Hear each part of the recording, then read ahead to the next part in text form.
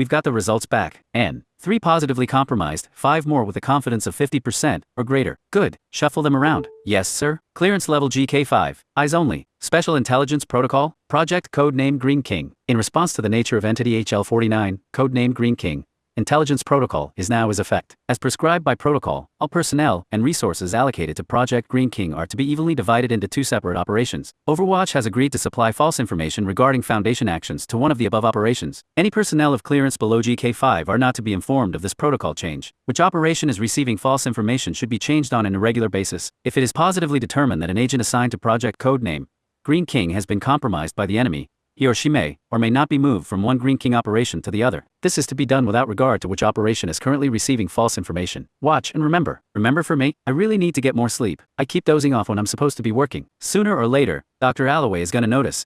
And I'm really not interested in finding out what happens to people who start falling asleep on the job, at the Foundation. Come on, David, you're an intelligence officer working for the most secretive organization on the planet. Show some professionalism. Alright, snap out of it. What's next? Anomalous energy readings in the Sonora Desert? Doesn't really seem like the kind of thing we'd usually be concerned about. But Dr. Blackbox here seems to think it has something to do with the king. The king, why do we call him that anyway? Always makes me think of Elvis. Alright, so, according to this, the energy release was picked up by at least 4 Foundation detectors. So it was probably picked up by some civilians too. I'll file a request for a misinformation campaign. Let's call it nuclear testing. No, that might have some political repercussions. Freak lightning storm. I don't know enough about meteorology to know if that would happen. No, we'll call it a meteor strike. Big enough to cause a nice boom, small enough to be destroyed by the impact. Have a team go out and make a decent-sized crater, maybe get someone from NASA to sign off on it. And that'll probably be enough to fool most people. I'll forward it to Sarah though. She's pretty good at picking out loose ends. Now, onto the real business at hand. Where's our king? Well, let's try sending the energy data back to Dr. Blackbox with a few security holds Remo. Good. Now stop. Forget. I really need to get more sleep. I keep dozing off when I'm supposed to be working. Sooner or later, Dr. Alloway is gonna notice. And I'm really not interested in finding out what happens to people who start falling asleep at the Foundation. I'm not getting paid enough for this. They keep me locked in this windowless bunker in undisclosed distance underground, and make me sort files all day. And they wonder why my productivity's dropping. The Foundation would fall apart without the archivists. Let's hope that promotion request comes through. Let's see what we have here. Spending report for Site 37 for last month. Classified. Forward to accounting. Experiment report out of Site 46. Classified. Defer to someone with higher clearance so they can file it with the relevant SCP. Surveillance data from Sector 367. Even if that wasn't classified, I don't know where that is. Archive under Site 367 Intel. Project Codename Green King. Classified. Divert to higher cleara? Destroy it? Marked for destruction. Goody. Now I have to go all the way down to the shredder. Burn it? I mean the incinerator. You will watch for me. I should be grateful. You know how many people in the Foundation would kill for a boring job like this. I should just be glad that I'm not getting shot, eaten, or God knows what else. Still, I'm guarding a fucking hallway. There's not even anything here, as far as I know. It just connects one part of the site to the other. I mean, I understand the need for security. I've seen more containment breaches than I really like to think about. But it does make Overwatch look a little paranoid. The ID scanner does most of my work for me. Anyway, all I really have to do is stop anyone who doesn't fit their ID. Yeah, go ahead. Whoa, slow down there, buddy. You gotta scan your card on the, he is mine. Let him through. Yeah, go ahead. No matter how many times I do this, it doesn't get any easier. I understand why we have to do this, but knowing why and actually pulling the trigger are 2 different things. This isn't gonna be easy from a tactical standpoint either. According to the briefing, this is supposed to be the most powerful thing any of us have ever gone up against. I already don't like reality benders. Not after that bullshit seminar they put us through. So he's actually the person who got drugged by Dr. I might put it in the description of the video, but a group of recruits got drugged by Dr. Cliff to simulate a reality bender experience.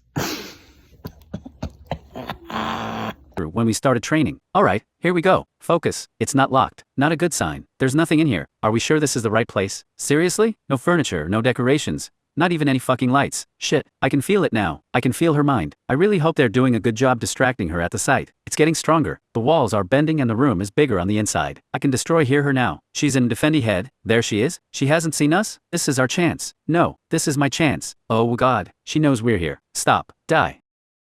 Abd al-Rashid bin Tanus adjusted himself again in the uncomfortable plastic chair provided to him. The Office for the Reclamation of Islamic Artifacts operated on a limited budget. It was true.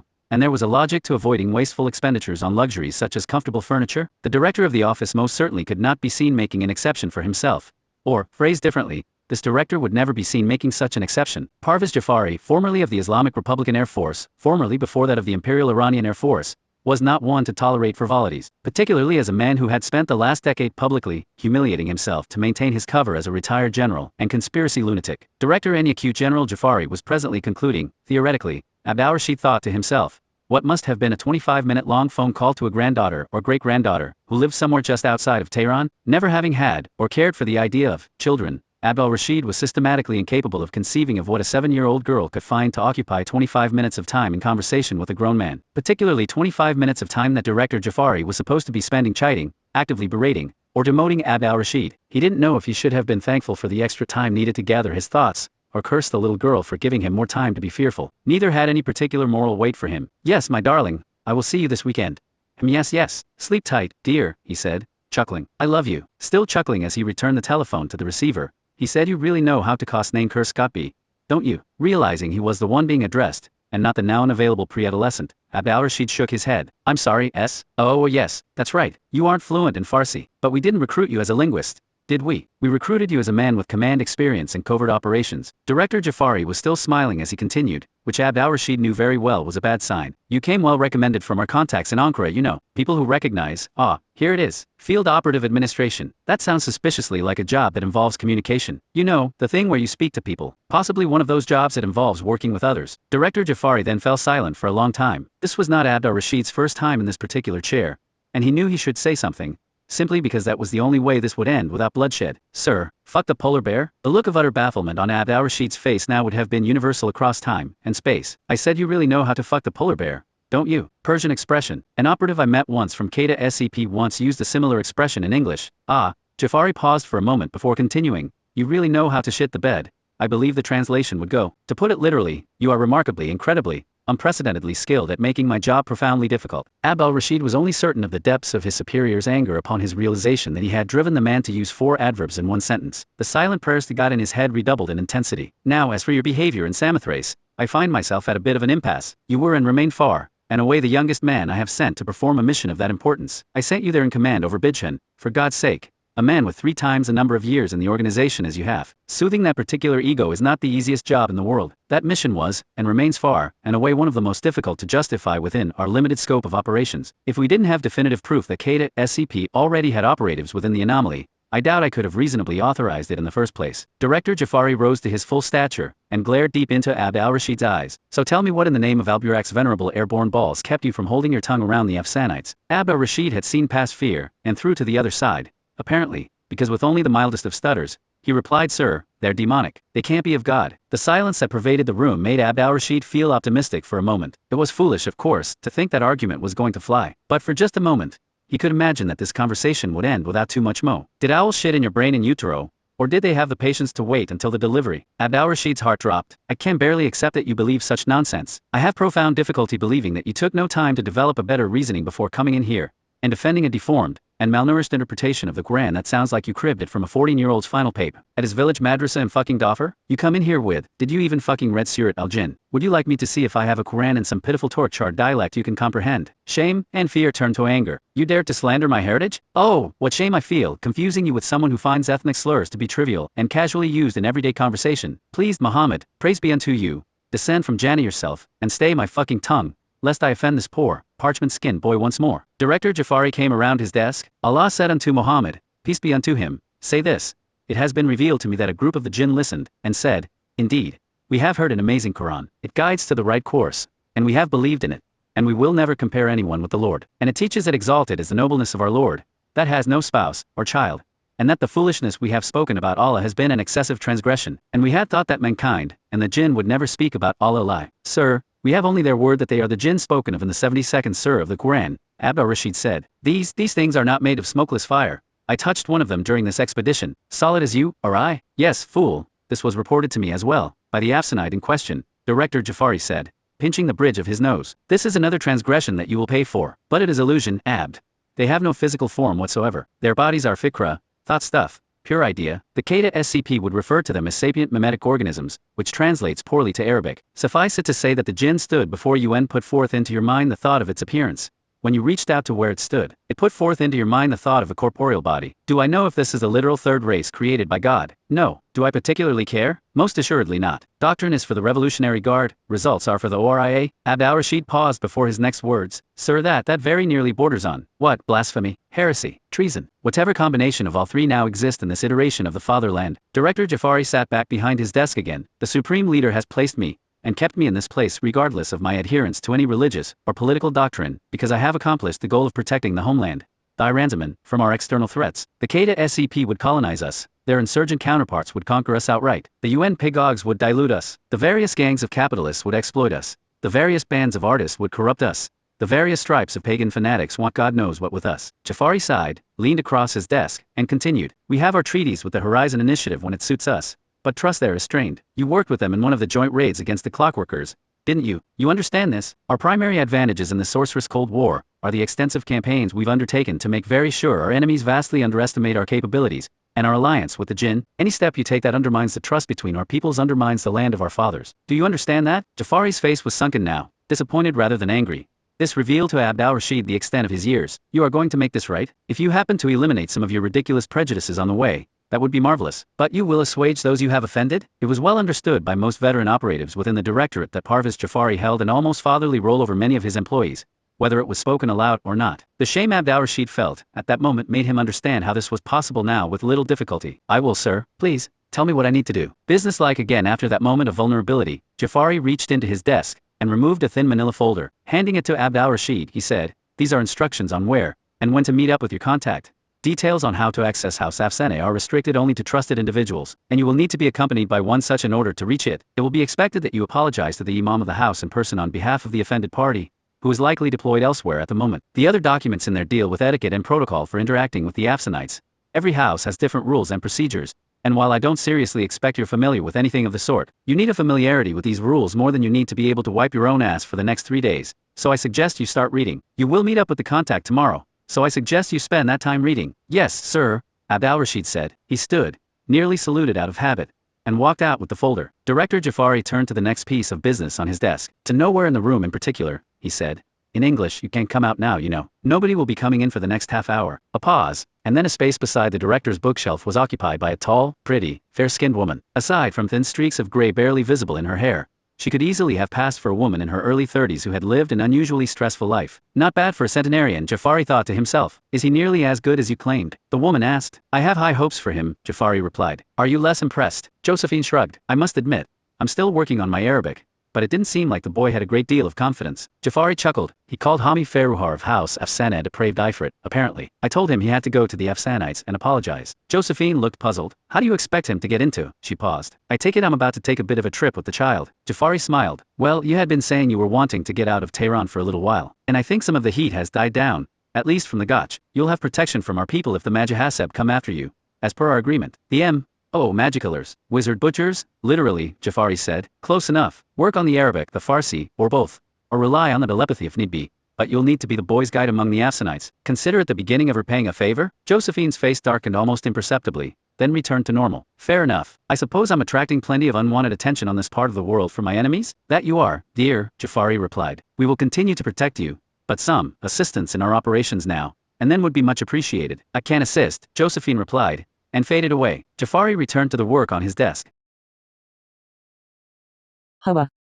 Groups of interest Oria Hub Haba, rating, +50 +X. The American woman standing near one of the stands in the marketplace was the giveaway that Abd al-Rashid bin Tanus was in the right place. Abd al-Rashid, in the glow of the cultural tolerance that he was ordered to take upon himself, repressed all of the negative thoughts about the almost certainly godless Western harlot that stood before him, while simultaneously trying to repress a sense of pride at doing so. He could tell her American origin from, well, it was nearly sweating from her pores. The inappropriate dress, the stern, impertinent, rude glare at the men walking past her. You would be the guide I was instructed to meet, Abd al-Rashid said. The American woman's visage took on the serene awe that is only found in the faces of children who have recently soiled themselves and individuals completely non-fluent in a language that is being spoken to them. I rated Josephine, she stumbled through.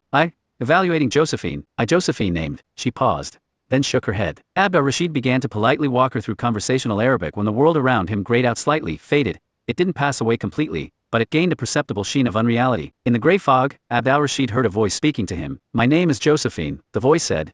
You'd be doing me a wonderful favor if you could get very, very startled by all of this now and move on to the acceptance stage post-haste. I'm attracting enough attention as it is without you going apoplectic or drooling. Once the voice stopped, the world returned to normal. Abd al-Rashid was immediately cognizant of the stunned, nearly idiotic expression on his face, and regained his outward composure as quickly as possible. You are a mind reader. The woman paused for a moment, looking at Abd al-Rashid closely, as though inspecting his face for blemishes. Sorry, it takes a moment for me to decode your thoughts. Yes, a telepath. Before you start, yes, I'm aware of the hadiths forbidding and condemning telepathy. Let me assure you that I am not of the devil Shaitan, that none of my thoughts are manipulated by him, and that I will not use this ability for spying or infiltration in your presence, though I cannot universally say the same for the individuals we are about to meet. Abd al-Rashid was quickly adapting to the rather unusual situation, accepting the fading and refocusing of reality around him as necessary. Do I need to speak for this to work? It helps, Josephine said. Helps you focus thoughts into coherent words? I can work around its absence if you're uncomfortable though. No, it's fine, Abd al-Rashid said. Shall we proceed? Yes, certainly, Josephine said. We need to enter the aperture. Close your eyes. Abd al-Rashid did so. Clear your mind. I need you to focus on a very specific thought. Abd al-Rashid nodded. I want you to think about the first time that you realized that, one day,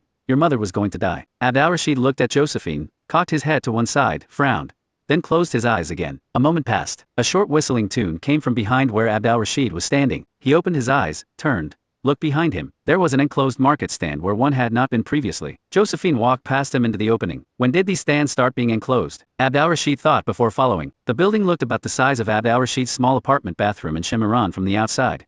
But once he crossed into the stand, the world behind him faded away into non-existence. Suddenly, without looking around, without needing to look around to confirm, he knew that, if he were to turn around, the doorway he just walked through would be gone. He knew he was surrounded on all sides by an infinite space exactly similar to the clay brick world he saw in front of him. And he knew that if he were to turn around and walk away, he could spend the entire remainder of his natural life searching, and he would never find anything in that infinite space other than the man, no, the boy, possibly 11 years old, sitting placidly in front of him, smoking a cigarette. Josephine spoke in English towards the boy, who glanced briefly at her before wincing and looking away. The boy said some words and returned to her in English. The back and forth continued for a few moments before Josephine nodded and walked past the boy, disappearing a few seconds later. Wait, where did? You need to hope you know what you're doing, the boy said in perfect, unaccented Istanbul Turkish, staring into space in a trance-like fashion. Whatever plan you have in mind, she has planned 10 ways to kill you without deviating from whatever expectations are ahead of her. She is trying very hard to behave like a human being, but some part of her knows that it will never be successful, and will certainly never balance out the things she has done. She has a self-control that will never belie how close she is to snapping,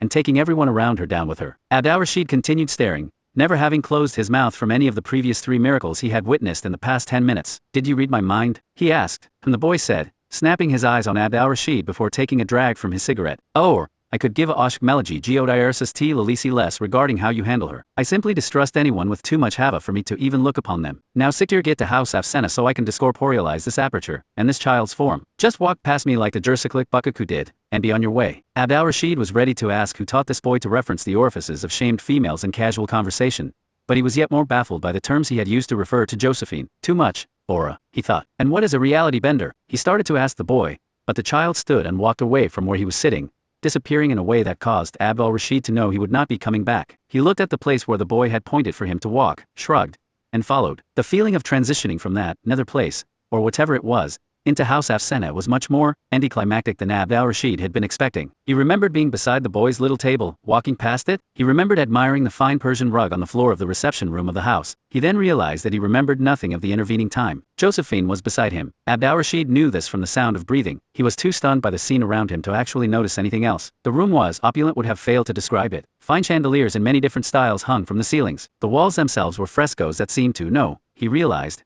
they really are moving. Incredible. Serpents in pastels and duller colors slithered in 2 dimensions across the walls of the room, scales flexing in impossible detail. They crawled across what appeared to be the ground of the landscape, which changed from realistic to impressionistic to surrealistic to cubist on each of the surrounding 4 walls but kept a basic structure to it, though he couldn't tell what similarities he was seeing. Abd al-Rashid had never been a student of art, but just watching these serpents snaking, darting, nipping at each other, and finally joining at the base of an enormous tree that incorporated stylistic elements of all the art in the room, all the colors, and cubes, and lines meeting in some great Yggdrasil that sprawled across the ceiling. He was torn by the desire to collapse into tears from the beauty of it all, and the desire to collapse into a fetal position to hide from the truth of how small he was. They are nearly grown now, a voice before him said. Abd al-Rashid was stunned back into the room itself, and away from the scene on the walls. An impossibly tall man, 7, 8 feet in height, but otherwise perfectly formed, stood before him. The Lady Josephine recalls, I believe, you were here when they were younger, were you not? I was, Josephine said. Some years ago, they were barely mobile, mostly just colors and shapeless forms.